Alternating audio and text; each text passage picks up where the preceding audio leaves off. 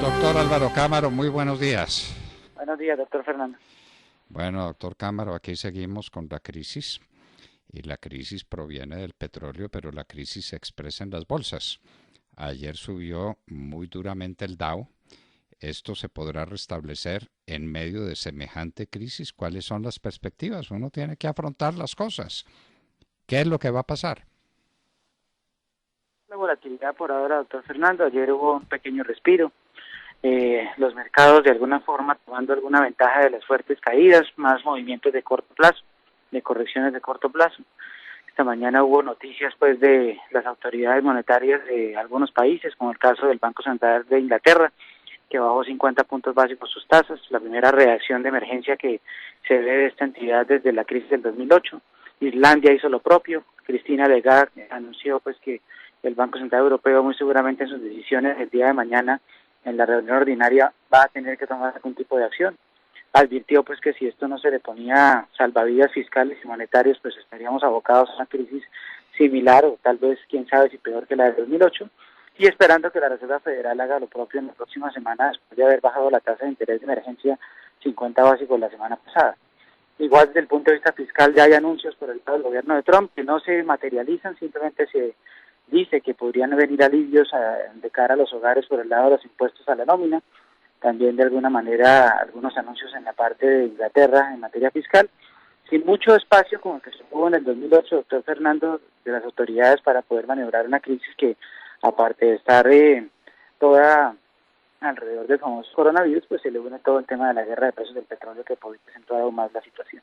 Hoy vuelven a caer con fuerza los futuros de los Estados Unidos, alguna recuperación se vio en las bolsas de Europa luego de las noticias del Banco Central de Inglaterra, y de las bolsas de Asia ayer pues no lograron copiar el rebote que se dio en los Estados Unidos. Ya el petróleo otra vez está yendo alrededor del 4%, luego la situación de volatilidad, nerviosismo e incertidumbre va a seguir dominando los mercados por un ratico más.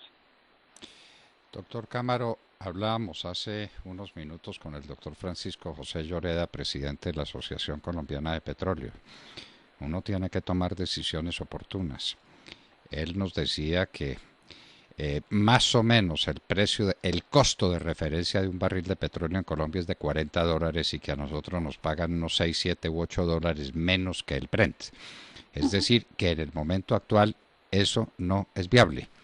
¿Usted cree posible que las autoridades colombianas tomen medidas oportunas para liberar la industria petrolera de cargas que no existen sino en Colombia y que no son capaces de soportar en este minuto? ¿O seguiremos diciendo que aquí no pasa nada y que estamos blindados?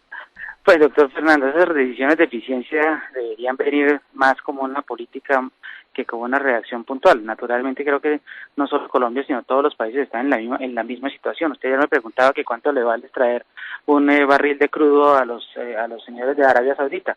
Aparentemente no vale más de $3 extraerlo, en contraste con los 40 que usted está diciendo que le cuesta a Colombia, o los 20 que se dice le cuesta a Rusia, o los 16 que le cuesta a la ExxonMobil. El problema acá, doctor Fernando, es que no tanto es la extracción del crudo en sí mismo, que es lo que en un balance uno se mueve al costo de la mercancía que vende, sino son los gastos asociados al petróleo.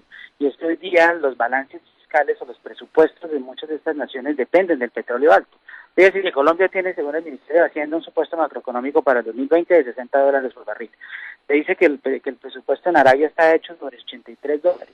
Se dice que el presupuesto en Rusia está hecho en $42. Entonces aquí no solamente es el costo de extraer el petróleo, sino los costos asociados que se le cuelgan al petróleo para poder sostener déficit presupuestarios de naciones que tienen como el petróleo como uno de sus principales productos de exportación. Luego, sin duda alguna, esto va, como pasa con las compañías, como pasa con los hogares, en tiempos de crisis va a tocar revisar muchas de esas cargas para poder hacer viable la industria y naturalmente que esto no vaya a pasar una factura mayor. ¿Por qué la situación tiende a empeorar? Imagínense si el Brent se pone a $20, a cómo estaremos vendiendo nosotros con la prima que nos cobran, 13, 14, lejos de los $40 que según dice el señor Lloreda, experto en el tema, pues nos cuesta extraer un barril a nosotros. No, déjelo solo en los 35 de este momento.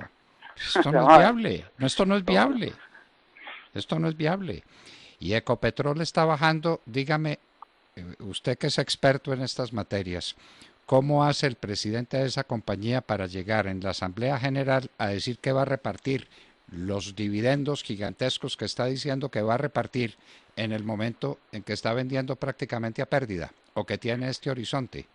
¿Cómo Sin hace duda, el presidente de una compañía? sin duda, doctor Fernando, gran reto, no solamente por la coyuntura que se le viene en medio de la presión fiscal que tiene, porque Ecopetrol le aporta una cantidad de caja importante pues a la nación, que es uno de sus principales accionistas, sino también por el precio al cual se hizo el presupuesto de inversión de Ecopetrol, que según se ha conocido pues está alrededor de $50 el barril del supuesto. Entonces aquí el problema es que no solamente va a tocar replantear los presupuestos de inversión, sino va a tocar naturalmente que ver cómo esa eficiencia que se ha ganado, porque oíamos a Juan Carlos Echeverría hace unos años diciendo que Ecopetrol se estaba preparando vía reducción de gastos y más eficiencia para aguantar un precio de barril entre 20 y $25 si era viable. Hay que entender si vale $40 sacarlo, como lo dice el señor Preda, cómo puede ser eso viable. Pero de alguna manera, pues naturalmente tiene que haber un impacto y quién sabe si puede haber ahí una sensatez de parte de los inversionistas que no le saquen o no le diren en caja a una compañía que va a tener que padecer durante los próximos meses esta guerra de precios que va a ser bien cruda. Y no se le olvide los ingresos de las regiones, ¿no? Las famosas regalías. Uh-huh. ¿Somos capaces de mantener esas regalías en estas circunstancias?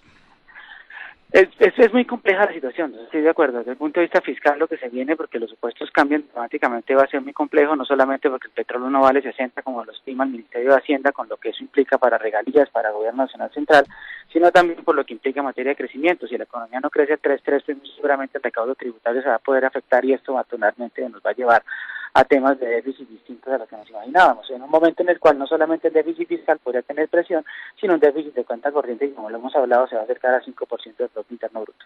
Pero con ese escenario cada vez es más complejo el panorama de maniobra. Afortunadamente mucho del crecimiento de Colombia del 2020 vino por el lado de la demanda interna.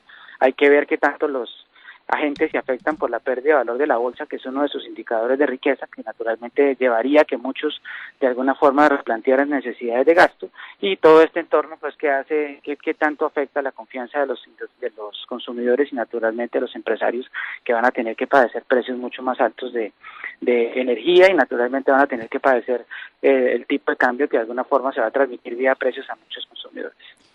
¿Usted le ve regreso al dólar, regreso rápido al dólar, que impida que los que se endeudaron en dólares sin tener un respaldo en el exterior entren en una crisis irreparable y que los importadores tengan que subir inmediatamente los precios de los productos importados y no solamente pues el precio directo? Si es que se encarece una cosa, ¿cómo deja uno las demás baratas?